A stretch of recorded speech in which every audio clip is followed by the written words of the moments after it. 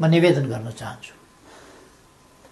सतहमा हेर्दा हिजो विकसित घटनाक्रम अप्रत्याशित र आकस्मिक जस्तो देखिए तापनि यो परिस्थिति लामो समयदेखि राष्ट्रिय राजनीति र मूलतः सत्तारूढ नेपाल कम्युनिस्ट पार्टीका केही नेताहरूका असङ्गत विकृत र जनअपेक्षा विपरीतका गतिविधिहरूद्वारा सिर्जना भएको हो।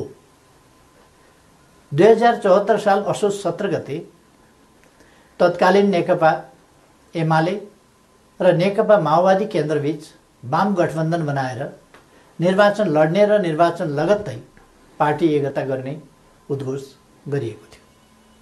यो निर्णय आम निर्वाचन मार्फत आम जनताद्वारा स्पष्ट रूपमा अनुमोदन भएको थियो।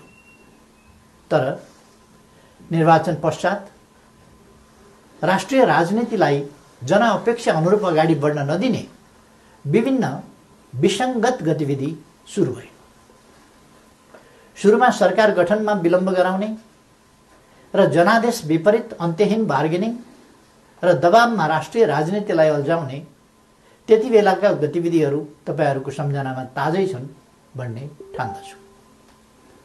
बाधाहरू पन्छाउँदै सरकार गठन भयो र सरकारले जनअपेक्षा अनुरूप काम गर्न पनि सुरु गर्यो। त्यसपछि केही नेताहरूद्वारा निरन्तर रूपमा अस्थिरताका सन्देश र प्रयास जारी रहे। सरकार गठनको 1 वर्ष नपुग्दै कुनै नेताले मुलुक बाहिर गएर अस्थिरताको सन्देश छर्नुभयो भने कुनै नेताले प्रधानमन्त्री मुलुकमा नभएको मौका पारेर देश डुब्न लाग्यो भन्दै बचाउनका लागि माझी गुहार्न थाल्नुभयो। सरकार संविधानको कार्यान्वयनका लागि नयाँ कानुन निर्माण, संघीयताको कार्यान्वयन र मुलुकको सामाजिक आर्थिक रूपान्तरणमा केन्द्रित थियो। तर कतिपय साथीहरूका आँखा निरन्तर पद, प्रतिष्ठा र पद सोपानमा मात्रै केन्द्रित भए। आफ्नो काँधमा आएको ऐतिहासिक अभिभारा पूरा गर्ने गरी नीति निर्माण, राज्य सञ्चालन र जनपरिचालनमा केन्द्रित हुनुपर्ने नेकपालाई केही नेताहरूले आफ्ना असन्तुष्टि, कुण्ठा र आत्मकेन्द्रित सोचहरूको बन्धक बनाउने र निष्प्रभावी तुल्याउने प्रयास गर्नुभयो। दिदीबहिनी तथा दाजुभाइहरू, समस्या समाधानका लागि दुई अध्यक्षहरूका बीचमा कार्यविभाजन गरेर एकजना सरकार र अर्कोले पार्टी सञ्चालनमा केन्द्रित हुने निर्णय भएपछि समस्या समाधान हुने अपेक्षा गरिएको थियो। मैले सोही अनुरूप आफूलाई पूर्ण रूपमा सरकारमा केन्द्रित गरेँ। यसबीचमा पार्टी काम कति अगाडि बढ्यो, एकीकरणका बाँकी काम कति पुरा भए, महाधिवेशनको तयारी कति अगाडि बढ्यो र जनतालाई समस्या परेको बेला विशाल पार्टी पङ्क्तिलाई कति परिचालन गरियो। यसमा मैले केही भनिरहनु पर्ला जस्तो लाग्दैन। तथ्यहरू आफै बोल्छन्। तर सरकारलाई भने राम्रोसँग चल्न दिइएन। पार्टी घोषणापत्रको मर्म र समृद्ध नेपाल सुखी नेपालीको अभियानलाई हाँक्न सक्ने गरी योग्यता क्षमताका आधारमा मन्त्री परिषद पुनर्गठन गर्न खोज्यो भने आफ्नो र पराईका कित्ता काट गरेर टुङ्गोमा पुग्न दिइएन। महत्त्वपूर्ण संवैधानिक अङ्गहरूमा रिक्तता सिर्जना हुन थाल्यो, पूर्ति गर्न पाइएन। पछाडि परेका सामाजिक समुदायको हितका लागि विभिन्न संवैधानिक आयोगहरूको व्यवस्था छ, तर 2.5 वर्षसम्म पनि त्यहाँ नियुक्ति हुन पाएन। सरकारले दूरगामी महत्त्वका काम गरेको छ। प्रतिकूलताका बीचमा पनि मुलुकले महत्त्वपूर्ण उपलब्धि हासिल गरेको छ। युगान्तकारी काम सुरु भएका छन्। तर विपक्षी दलहरूलाई पनि उछिनेर केही नेताहरू सरकारको अनन्त विरोध र नकारात्मक मनोविज्ञान सिर्जना गर्न उद्धत भइरहनु भयो। सरकारले प्रस्तुत गरेका कतिपय प्रस्तावमाथि सार्वभौम संसदलाई छलफल पनि गर्न नदिइकन जबरजस्ती रोकेर राख्यो। विगत केही महिना यता सरकार कस्तो कठिनाइ बीच काम गर्न बाध्य भयो र कस्तो घेराबन्दीको शिकार भयो भन्ने बारेमा यहाँहरू अनभिज्ञ हुनुहुन्न भन्ने म ठान्दछु। मैले राज्य प्रणालीमा पनि र पार्टी संरचनामा पनि नेतृत्व हस्तान्तरणको एउटा वैधानिक प्रणाली बसाल्ने प्रयास गरेँ। प्रधानमन्त्री चयन ताजा जनादेशका आधारमा बन्ने संसदले गरोस् र पार्टी नेतृत्वको चयन महाधिवेशनबाट होस् भन्ने विधि स्थापित गर्न खोजे। सङ्घीय लोकतान्त्रिक गणतन्त्रका निम्ति अगुवाई गरेको पहिलो पुस्ताले संरक्षक र उत्प्रेरकको सम्मानजनक भूमिकामा रहोस् र मुलुकको नेतृत्व सामाजिक आर्थिक रूपान्तरण र समृद्धिको मिसन पूरा गर्न सक्षम र सक्रिय नयाँ पुस्तामा हस्तान्तरण होस् भन्ने मार्गचित्र प्रस्तुत गरे। यसै मान्यताका आधारमा 5 वर्षको सरकारको नेतृत्वपछि सुयोग्य नेतृत्वलाई जिम्मेवारी हस्तान्तरण गर्ने र महाधिवेशनद्वारा पार्टीको कार्यकारी जिम्मेवारीबाट अवकाश लिने घोषणा समेत गरे। मुलुकको जटिल अवस्थामा नियमित महाधिवेशन हुन नसक्ने हो भने पनि विशेष महाधिवेशन गरेर अध्यक्ष पद हस्तान्तरण गर्न इच्छा गरे र योजना पनि प्रस्तुत गरे। तर महाधिवेशनका लागि साथीहरूले 4 महिना पनि कुर्न सक्नु भएन। उल्टै मेरो राजनीतिक चरित्र हत्या गर्ने गरी अत्यन्त लाञ्छित र अपमानित गर्दै आरोप पत्र पेश गर्नुभयो। त्यसलाई पार्टीको लोगो र कार्यालयको दुरुपयोग गर्दै राष्ट्रव्यापी रूपमा वितरण गर्नुभयो र वस्तुतः पार्टी विभाजनको अप्रत्यक्ष घोषणा गर्नुभयो। अर्कातिर भित्रभित्रै प्रधानमन्त्री विरुद्ध अविश्वास प्रस्तावको तयारीलाई अगाडि बढाउनु भयो। पार्टी अध्यक्ष एवं संसदीय दलका नेतालाई थाहै नदिई संसद अधिवेशन बोलाउन हस्ताक्षर सङ्कलन गरेर साथीहरूले संविधान विपरीत पार्टी प्रणाली र पद्धतिमाथि यसअघि नै गम्भीर आघात पुर्याउनु भयो। यसपछि नै पार्टीभित्रको अवस्था निकै गम्भीर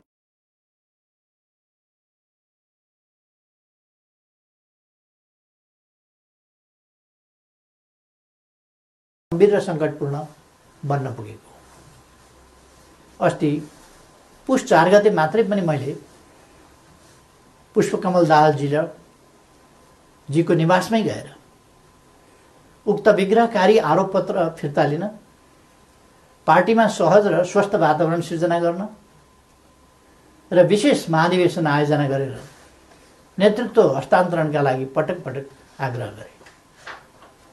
पार्टी एकीकरणको सङ्क्रमणकालीन प्रयोजनका लागि मनोनयनद्वारा गठन भएका र महाधिवेशन सम्पन्न गर्ने मुख्य दायित्व भएका पार्टीका नेतृत्वदायी कमिटीहरूलाई पार्टी विधान र एकीकरणको भावना विपरीत पार्टीलाई मतदानको अवस्थातिर नधकेल्न र कर्तव्यको लिकबाट बाहिर नजान बारम्बार आग्रह गरे। तर यस प्रयासलाई मेरो कमजोरी ठान्यो। केही भएको छैन, केही गरिने छैन भन्ने कुरामा अल्मल्याउँदै प्रधानमन्त्री विरुद्ध अविश्वास प्रस्तावको तयारी अगाडि बढाइयो। दिदीबहिनी तथा दाजुभाइहरू, सरकार विरुद्ध यसरी घेराबन्दी र दाउपेच गर्नुपर्ने जायज कारण के थियो र? सरकारले यस बीचमा राष्ट्रियतालाई सुदृढ गर्ने सन्दर्भमा ऐतिहासिक कामहरू गरेको छ। नेपालको वास्तविक भूभाग समेटेको नयाँ नक्सा प्रकाशन गरिएको छ। तदनुरूप सर्वसम्मतिका आधारमा संविधान संशोधन गरिएको छ। समस्या समाधानका लागि मित्र राष्ट्र भारतसँग वार्ताको तयारी भइरहेको छ। चीनसँग पारवन यातायात प्रोटोकलमा हस्ताक्षर भएको छ।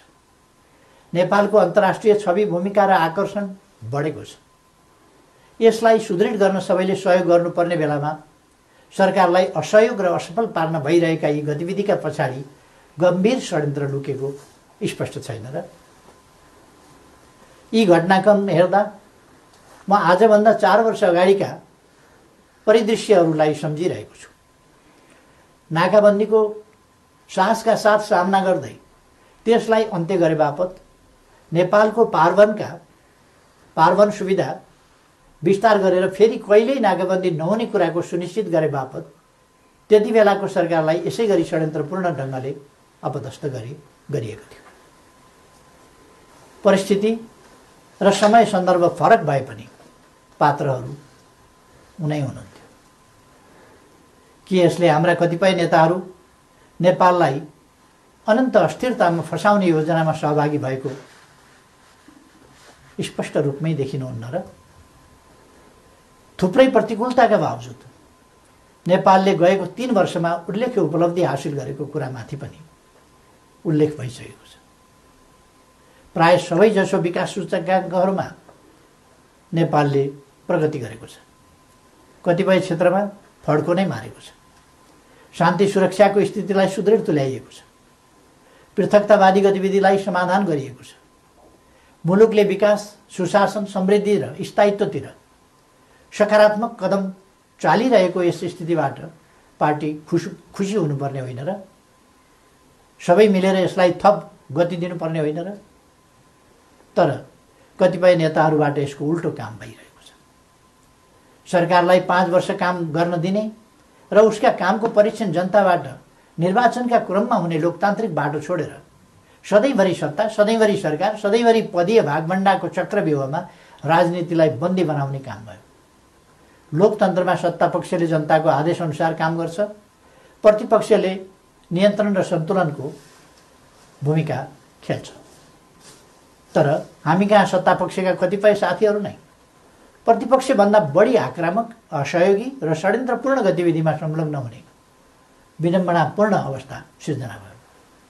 आजको स्थिति विकसित हुनुमा कतिपय नेताहरूको गतिविधिको मुख्य जिम्मेवारी रहेको तथ्यलाई एका राख्नुपर्दछ। यस्तो काम कुनै पनि अर्थमा लोकतान्त्रिक हुन सक्दैन।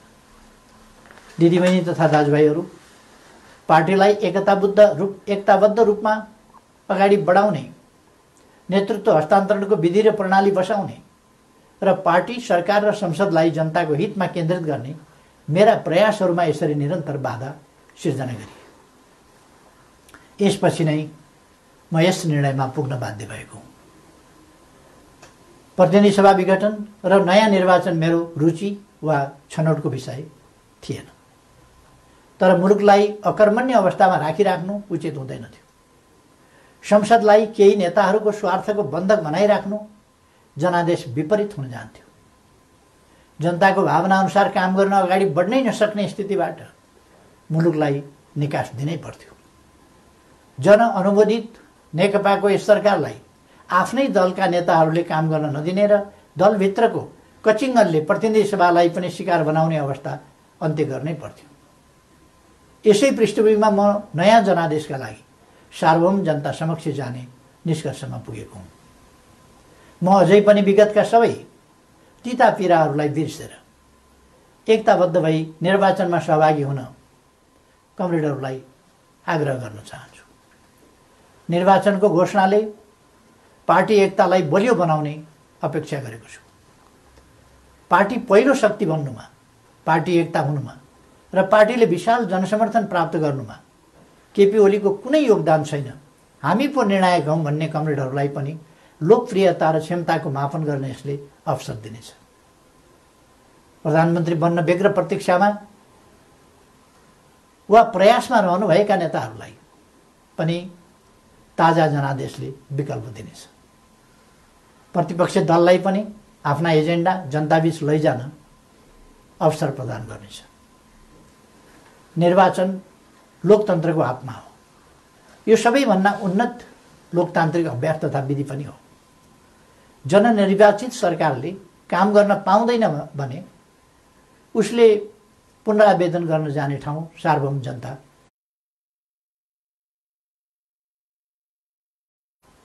समक्ष नै हो। मैले यही बाटो अवलम्बन गरेको छु।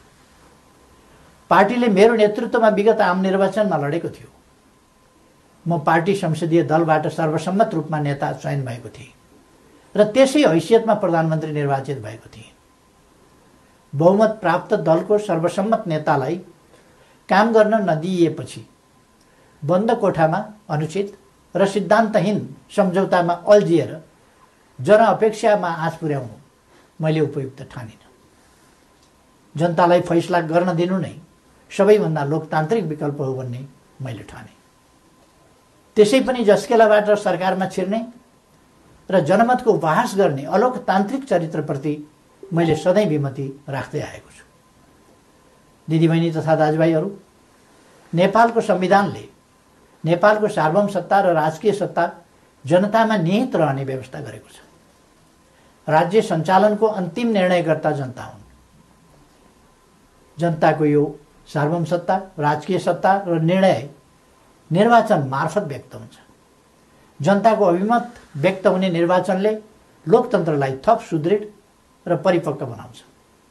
हाम्रो लोकतान्त्रिक प्रणाली नयाँ छ तर कमजोर छैन।